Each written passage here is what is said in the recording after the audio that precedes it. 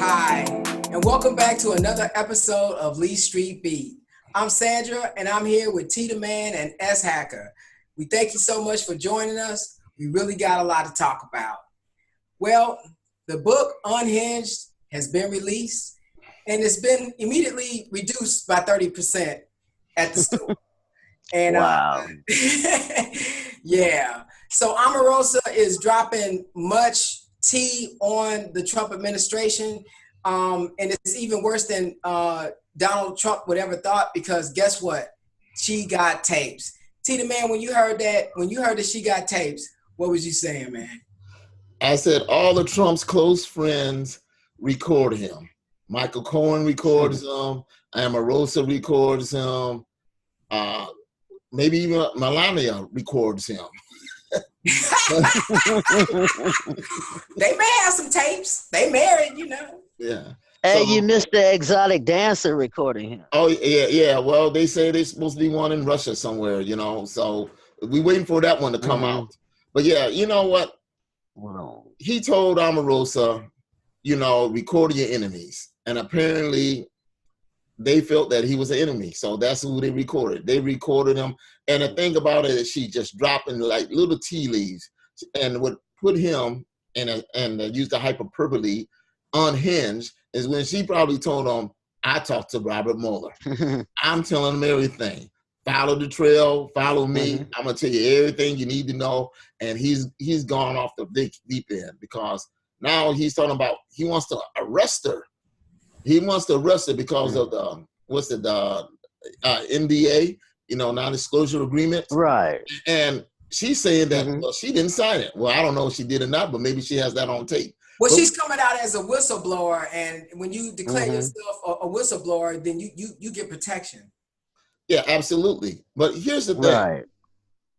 Donald Trump, when you're going to pay off somebody and they're not one of your side pieces or porn stars, you got to come up with some cash. I don't like Omarosa. Her black card was taken long time ago. Sure. But as a woman, and as a woman of color, of a woman who's from immigrant parents, she deserves some respect. You do not go around calling her a dog. And we know the word dog, and somebody put it in your Twitter account, because that's not really the word you use, because you don't have that kind of vocabulary. That's them cleaning it up for you. So don't think you're fooling anybody. But you know what? You got. He's going to play you. And if you don't know anything about women of color, black women, strong black women that are educated, you can't offer her $180,000, the money she was getting. You got to give her more. You should have upped that, like say, I'm going to give you like, how about $1.8 million, and will you go away? And I'm quite sure she'll been happily went over there and try to find her black card with what's her, Karen Pearson, whatever her name is. Yeah. So I'm done with her too, but whatever. You insulted her. You insulted her. Talking about, I'm giving you money, and it ain't even coming out your pocket. You know, you go work for it. Now listen, she ain't no common hole like a porn star where you play where she done a performance. No, you gotta pay that woman her money. What do you say about that, Hacker? Again, I totally agree with, first of all, she lost her black card when she joined his administration. But even with that, as you said, she is a woman, regardless of color, who should never be called a dog. And again, this is from the so-called leader of the free world.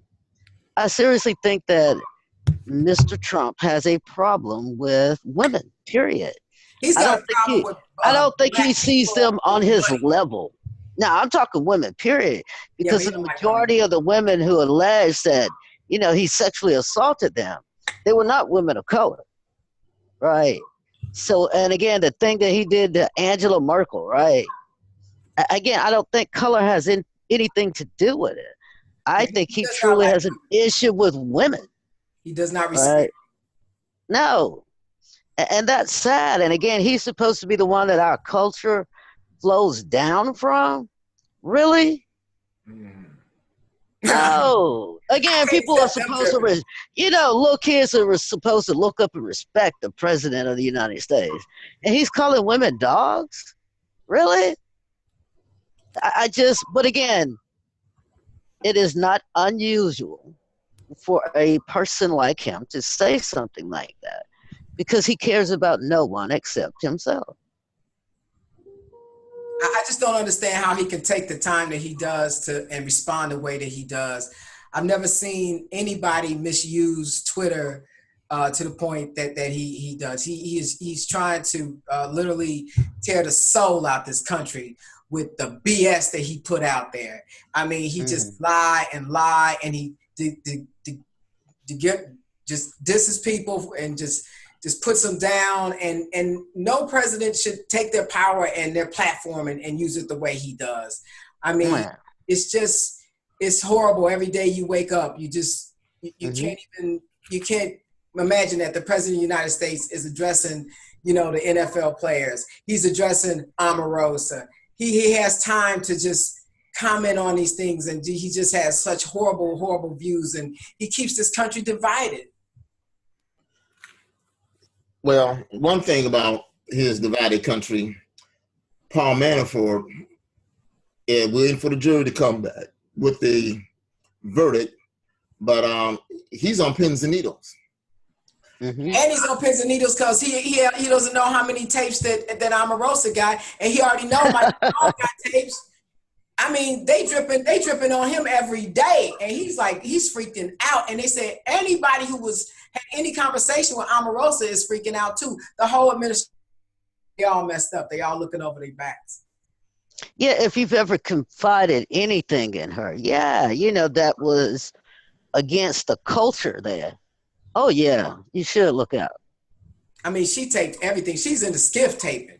Everybody's taping though. I don't even doubt that there's not other tapes out there.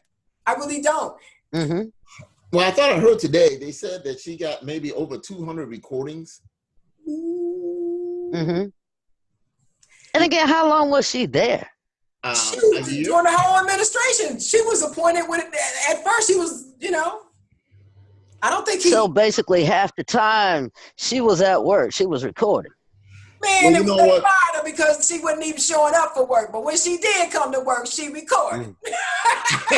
Right. So I'm at home making sure my recorder works. She's always calling off and stuff, I don't know if she's using her iPhone or whatever kind of recording device she is. But you know what? Let me tell you, it's really good because everything is coming out clear. And then she's telling these people and said, they said this and this, and they says, well, you know what? That's a lie. She's telling lies. Then she runs the tape. Bam. Hey. I know. She is the last person that I want to represent. I mean, she is just as in the swamp as Donald Trump. And the whole deal is that she learned from the best. She learned from Donald. So the deal is that, he met his match, and I'm not gonna lie. I wanted to give all the tapes to Mueller.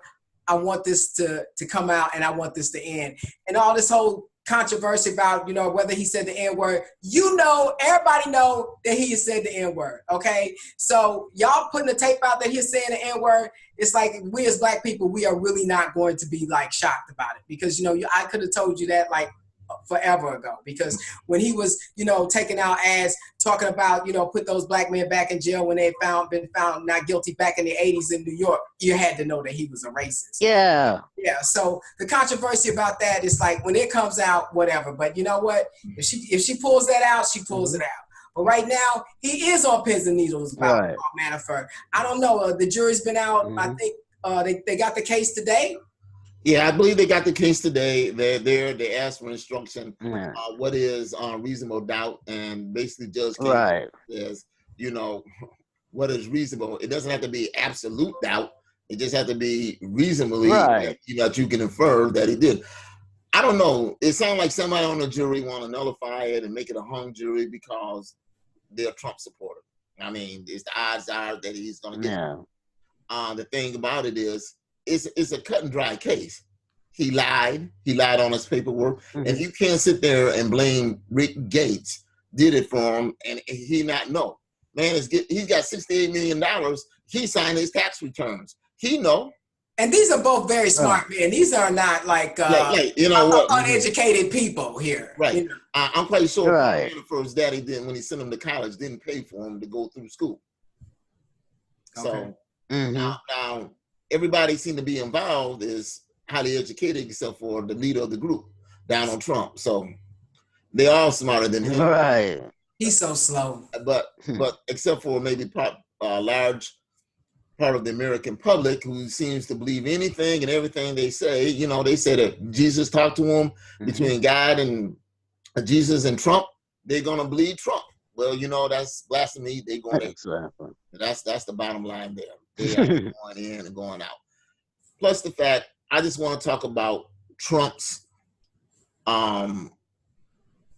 aide, Stephen Miller, who now they're saying is reincarnated as Joseph Goebbels or Reinhard, what's his name? Reinhard Heinrich.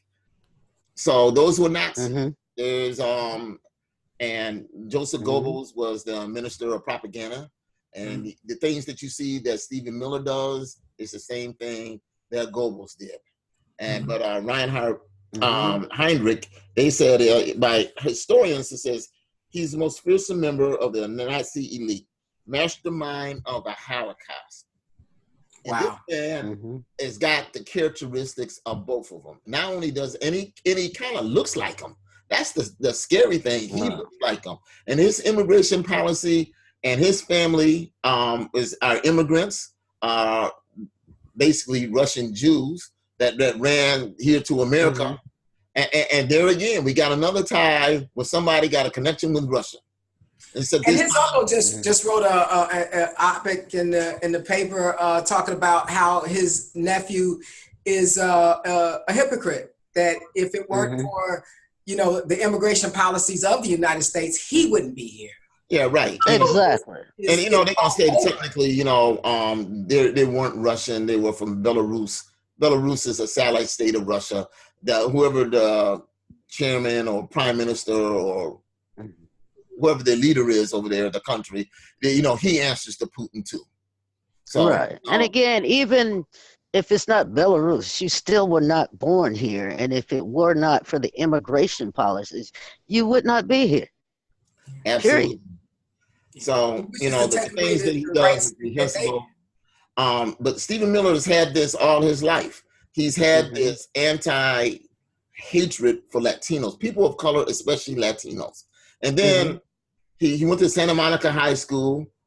He seems to be a loner. You never see him photographed other than somebody that is at work or staffer. He's not known to be dating anybody, male or female. He doesn't have a pet, dog or cat. I doubt if he got ghosts. I would like to know that, his family doesn't want him around because, he's reprehensible. The thing about it is, but this has been going on for a long age, since a young age, I should say. And even when he was young, he had these tendencies. And I mean, his parents, they must have not, I don't know, I don't want to go out there and say they taught him to hate, but whatever hate that he had, they didn't try to correct it. And then it goes to Duke, and I don't understand why schools like Duke, and I know they want diverse opinion, but you got schools like Duke to bring somebody who got hate going and bring them as a student. What does that bring to your student population? Exactly. And to top it all off, while he was at Duke, his mentor was Richard Spencer, a white nationalist, a Nazi, and I'm quite sure they read up on Goebbels and Heinrich, and they know all about the Third Reich and Nazism. That's what they're into. And he's happy that somebody is suffering. He is happy that these children are being separated. He brings glee to them. And where did he come from? Your friend, Sherry, Jeff Sessions. He worked in his office. That's where they brought him from. Yeah. Not Jefferson Beauregard, Sessions. Oh, yes. Say it isn't so. He you know what? He just ain't got his white suit on for the nights that he worked for. Wow. This is sad. So it's sad. It's sad. It's so sad. It's sad and scary that people who have these extreme views are given such a huge amount of power. That's the scary part of it. It's sad that in 2018 that in these supposed United States of America, we're talking about Nazis in our government or just Nazis in our midst, period. That should be in the history books. It's supposed to be in a movie. Again, Not it's in the a White House. repeating of history. You know, it's such a sad repetition of history. Well, we haven't learned And from the worst part is our tax dollars are funding their lifestyle. We're paying for them to be as malicious as they possibly can be. Yeah, well, look who's in the White House. I mean, we never had this in American history. And for those who can remember what good times were, I mean, I didn't agree with George Bush. I didn't agree with Reagan. But I was never scared, you know. Yeah, we never knew. Yeah, we were never scared. Yeah. You know, I'm just scared now. We knew we might not agree with them, but we knew in the bottom of their heart somewhere that they had some kind of empathy. But not here, not with Trump. Right. He has no empathy. And the people that they hire have none either. You know, so. Exactly. And most of them are unqualified. Absolutely. There's nobody in this administration that's qualified to do anything that they're doing. Not a damn soul. That's the qualifications. I mean, look at to be in a qualification. Really? Oh, and then their favorite enablers, Rand Paul, Lindsey Graham, right? You know, here you got Mitch McConnell. You know, Mitch McConnell, and then John Brennan. You're gonna strip him of his security clearance. Not that I care. John Brennan ain't talking to nobody there, and whoever's there, chances is they gonna talk to him anyway. So I don't know what he thinks. Right. You know what though? But it's a misuse of the presidential power. You know, there's a process. It's a temper tantrum. Someone to have their security stripped away, and to be quite frank, if they was gonna strip away security, they need to start out with his daughter and his son-in-law. Are you kidding me? I mean, but there's a process. And himself, because again, really, you can't even say that they even know the process is there. He just says it and it's done. It is if somebody loses security for something that they did, there's cause for that. The Trump administration, he just says, no, I'm bully up in here. I'm just gonna take it away just because I'm pissed at you because I don't like what you're saying. And you know what? He could probably take him to court. Oh yeah, well you know. Yeah, but again, John Brennan doesn't care. But I'm just saying, it's totally like not adhering to the damn rules at all. Well, you know. Again, I don't think they follow any rules. I think that's the thing that, to me, that's the difference to a certain extent between the Republican and the Democratic Party. The Republicans, if they can't win with the current rules, they'll make some new rules up so that they can win. Oh, absolutely. You know, again, something like that takes me back to when the Supreme Court opening under President Obama was there. And Mitch McConnell and his brethren over in the House held it up so that they waited until Trump was elected, and then he was able to push somebody through. And again, those positions are, again, that's the ultimate power because it's forever.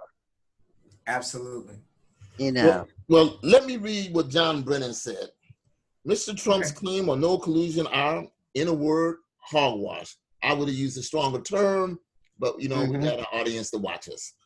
The only question to remain are whether the collusion took place constituted a criminally liable conspiracy, whether obstruction of justice occurred to cover up any collusion or conspiracy, and how many members, remember that, how many members of the Trump Incorporated attempted to fraud the government by laundering and concealing the movement of money into their pockets.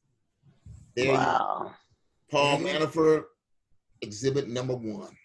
Submit to the court. Jared Kushner, exhibit number 2. Ivanka Trump, exhibit number 3. Don Jr., exhibit number 4. I should call them like 1A, B, C, and D. And Big Daddy himself, exhibit number 1E. For E, spelled with the E this time. Yeah. Wow. Yeah, it's really bad up there on the hill. It is really bad. They know that they got it coming from all sides. I mean, Mueller, he's got, and they keep saying stuff that, Rudy Giuliani goes out and says something stupid, and then it's just like they have to start the investigation all over again, because he's out here telling lies and shit. Right. It's crazy. Did you see where that I forgot his name. He's the only one on Fox News that tries to tell the truth, right? Oh, Sam Shepard. Yeah, he was real. what was Giuliani was on there saying something bad. He corrected him quite quickly. Exactly. And I was like, that's what, because again, it's not a bias. It's the truth. Facts.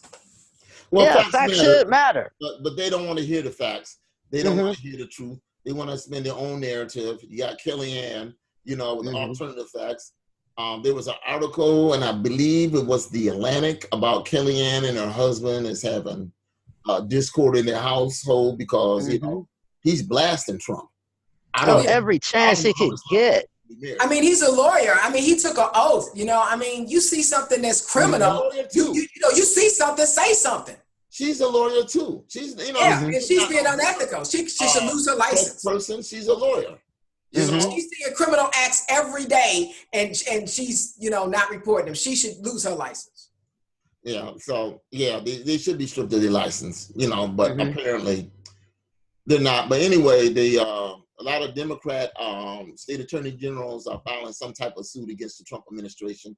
Here in Chicago, the attorney general here talking about they're dumping water into the Chicago River, pollutants into the Chicago River, and then they're taking water out. And so, they're suing them. So they're tying them up as much as they can where they can.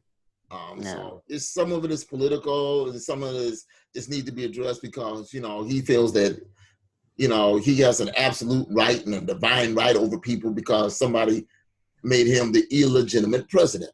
And he thinks he's Putin, and that's what John Brennan said. Like if you collusion and they helped you cheat to win, then basically illegitimate. You're illegitimate. Yeah, that's right.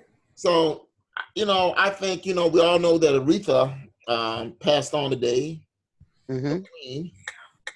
So we're gonna kind of try to talk about her a little bit and go out. And before I say that, we're gonna miss her. We're gonna miss Aretha. And I just want to say, last week we weren't able to do the show because I was in South Carolina.